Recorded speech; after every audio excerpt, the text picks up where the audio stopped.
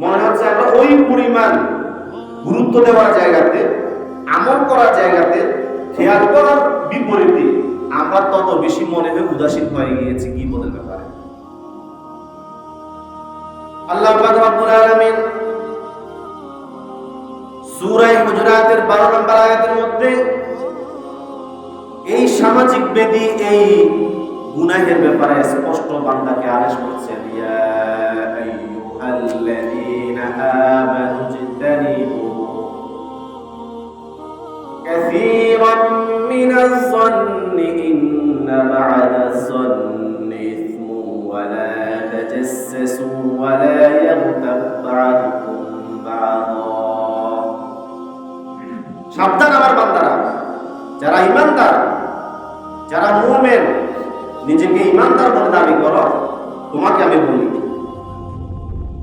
ইজতানিবু কাসীরাম মিনাজ-যন্নি, অধিক পরিমাণে মানুষের ব্যাপারে ধারণা করা থেকে, ধারণা করা থেকে তুমি নিজেকে ইজতানিবু, খুব ভাবে, প্রবল ভাবে নিজেকে বাঁচিয়ে রাখো। কারণ ইন্না বা'দাজ-যন্নি ইসমুন, অধিকাংশ ধারণা মানুষের গুনাহ, অধিকাংশ ধারণা করা, উদাহরণ করা, মানুষের ব্যাপারে মন্দ ধারণা করা, ইসমুন, এটা গুনাহ, মারাত্মক গুনাহ। আর কি, ওয়ালা তাজাসসু, অন্যের ভালো মন্দের ব্যাপারে জাসুসি করিও না, অন্যের ভালো মন্দের ব্যাপারে কান লাগিয়ে রাখিও না, চোখ লাগিয়ে রাখিও না। এই লোকটা, তার পরিবারটা কি করে 24 ঘন্টা তার দিকে তাকিয়ে থাকা, তার ভালো মন্দের ব্যাপারে তুমি খুব বেশি খবরগিরি, গোয়েন্দাগিরি, এগুলা ইসলাম অপছন্দ করে। ওয়ালা তাজাসসু, কারো ভালো মন্দের ব্যাপারে তুমি জাসুসি করিও না।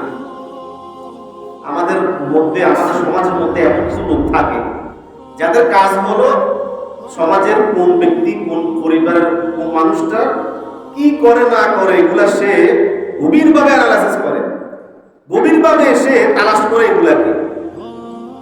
এটা একটা স্বভাব, বদ স্বভাব, এমন মানুষ কিন্তু আমাদের সমাজে আছে। এটা নিষেধ। আপনি আলাইকুম আনফুসাকুম, নিজেকে নিয়ে চিন্তা করেন। আপনি নিজেকে নিয়ে চিন্তা বেশি করেন, অন্যকে নিয়ে, অন্যের পিছনে পড়ে থাকিয়েন না। অন্যের সিদ্রামনেশি, আয়েব, দোষ তালাশ করা, এগুলা কখনো প্রকৃত ঈমানদারের কাজ হতে পারে না। আল্লাহ তাআলা বলেন, ওয়ালা তাজাসসু ওয়ালা ইয়াগতাব বা'দুকুম বা'দা, আর সাবধান আমার বান্দারা, তোমরা একে অন্যের গীবত করিও না। ওয়ালা ইয়াগতাব বা'দুকুম বা'দা, তোমরা একে অপরের গীবত করিও না, করিও না। কারণ আমি আল্লাহ ঘোষণা করে দিচ্ছি, এই গীবত করা মৃত ভাইয়ের গোশত খাওয়ার নামান্তর। গীবত করা কেন, যেন যে ব্যক্তি গীবত করলো সে তার মৃত ভাইয়ের গোশত সে ভক্ষণ করলো।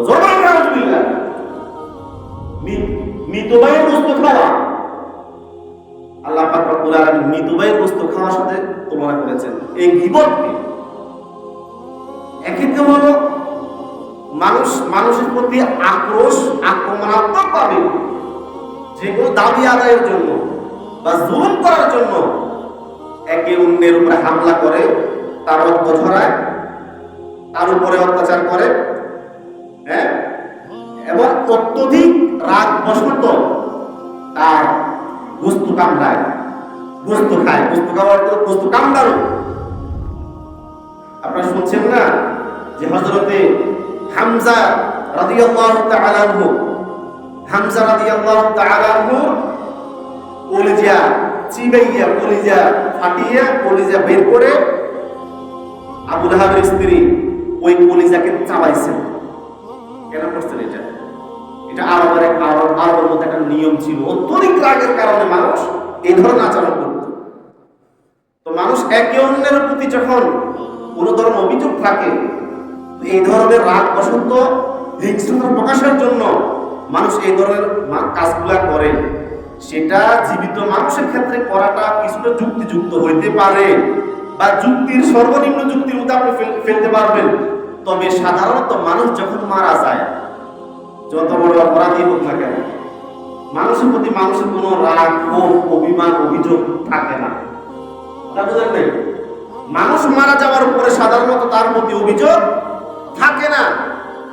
এখন একটা মানুষ মারা যাওয়ার পরেও যদি আপনি তার প্রতি আঘাত করেন, একটা মানুষ মরে গেছে তবু আপনি তার উপর আঘাত করেছেন, তার গোশত আপনি চাবাইতেছেন, তাহলে এটা আল্লাহ পাকের কাছে, মানুষের সমাজে, মানুষের কাছে, আমাদের কাছেও সবচাইতে নিকৃষ্ট আচরণ হবে এটা মৃত ব্যক্তির। আর ওই লোকটা যদি হয় তার আপন ভাই, ওই লোকটা যদি হয় তার আপন ভাই, তাহলে এটা আরো কত জঘন্য আর নিকৃষ্ট হবে আপনি চিন্তা করেন। খুব খেয়াল করার বিষয় আছে আমার ভাইয়েরা। গীবত এটা খেয়ে আমরা যত হালকা ভাবে নিই, যত হালকা ভাবে এটাকে চর্চা করি, এটা অত হালকা নয়। এটা অত হালকা ভাবে নেওয়ার মতো, করার মতো কোনো গুনাহ নয়। এটা চিন্তা করতে গেলে অনেক অনেক বড় অপরাধ, অনেক বড় গুনাহ। এই জন্য আল্লাহ তাআলা বলেন, আইয়ুহিব্বু আহাদুকুম আন ইয়াকুলা লাহমা আখিহি মাইতান ফাকারিহতুমুহু ওয়াত্তাকুল্লাহ। তোমাদের মধ্যে কেউ কি এটা পছন্দ করে? তোমাদের মধ্যে কারো কাছে কি এটা ভালো লাগবে? আন ইয়াকুলা লাহমা আখিহি মাইতান, তার মৃত ভাইয়ের গোশত সে ভক্ষণ করবে, তার মৃত ভাইয়ের গোশতকে সে খাবে। এটা কি তোমাদের মধ্যে কেউ কি চায়? এটাকে পছন্দ করে না? আল্লাহ তাআলা নিজে বলতেছেন, ফাকারিহতুমুহু, অবশ্যই তোমার মধ্যে যদি ন্যূনতম মনুষ্যত্ববোধ থাকে, ন্যূনতম তোমার মধ্যে যদি জ্ঞান থাকে, অবশ্যই তুমি আপন ভাইয়ের গোশত খাওয়াকে তুমি অপছন্দ করবে। ফাকারিহতুমুহু, অবশ্যই তোমরা এই আমলকে, এই কাজটাকে তোমরা ঘৃণা করো। সাবধান, ওয়াত্তাকুল্লাহ, আল্লাহকে ভয় করো, গীবত করিও না। আল্লাহকে ভয় করো, পরনিন্দা করিও না, মানুষের দোষ চর্চা করিও না।